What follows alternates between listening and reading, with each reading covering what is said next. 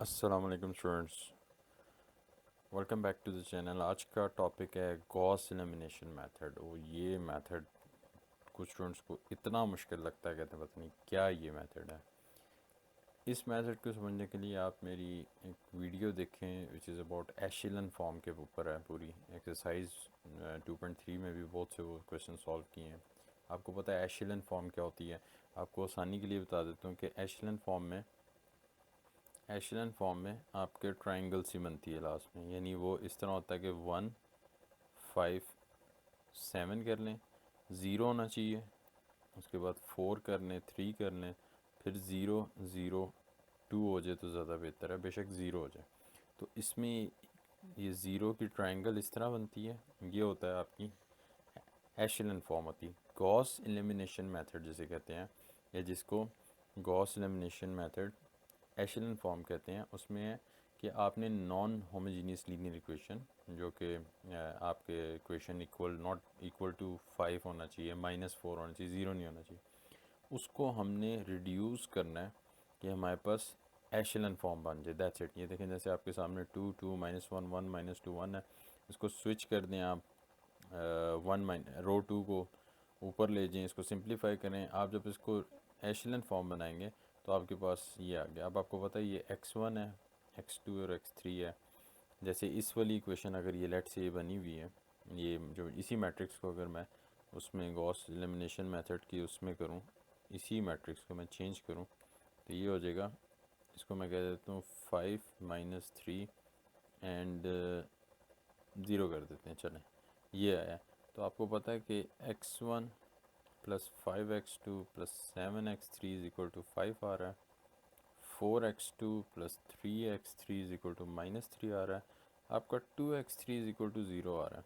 तो it means x3 is equal to zero है। उसको आप उसमें पुट करेंगे, आपके पास डिफरेंट आंसर्स आ जाएंगे, जैसे किसने किया। ठीक है ना।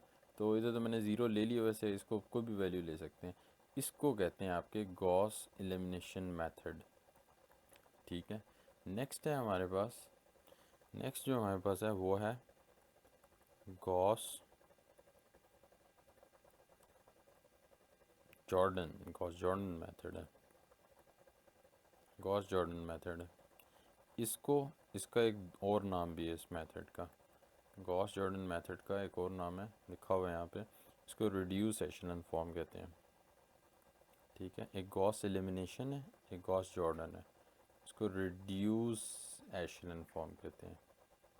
अब आपको पता है रिड्यूस एशेलन फॉर्म क्या होती है। रिड्यूस एशेलन फॉर्म में मतलब इसी को ही आपने ऑगमेंटेड मैट्रिक्स को सिंप्लीफाई करके इसको आपने आइडेंटिटी मैट्रिक्स बना देना है लेफ्ट हैंड साइड पे।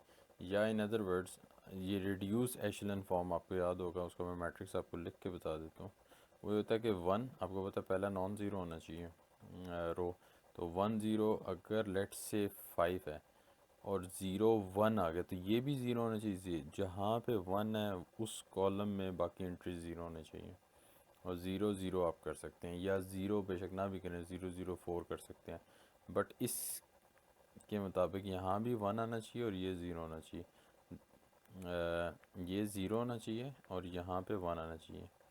ये आपका, और इधर कोई भी वैल्यू आ जाए, 4 6 -3 कुछ भी आ जाए। अब आप देखें हर कॉलम में जहाँ 1 है बाकी एंट्री ज़ीरो है। So that is the reduce echelon form. और ये आपका गॉस जॉर्डन मेथड है। सॉल्व कैसे करना है ये इतना मुश्किल नहीं है। रो ऑपरेशन, रो एशेलन फॉर्म है तो हम रो का ऑपरेशन इस पर यूज़ करेंगे। ठीक है। तो वो ये कह रहा है रिड्यूस्ड जो होता है ना एशेलन फॉर्म, उसको गॉस जॉर्डन कहते हैं। तो जब हम उसको रिड्यूस एशेलन फॉर्म में लिखते हैं तो गॉस जॉर्डन मेथड हमारे पास बन जाता है। जब हम उसको सिर्फ एशेलन फॉर्म में लिखते हैं, उसको बल्कि यहाँ पे लिख लेते हैं हम, ये आपका है इधर एशेलन फॉर्म है। जब एशेलन फॉर्म हो मैट्रिक्स आपका augmented matrix, that is Gauss elimination.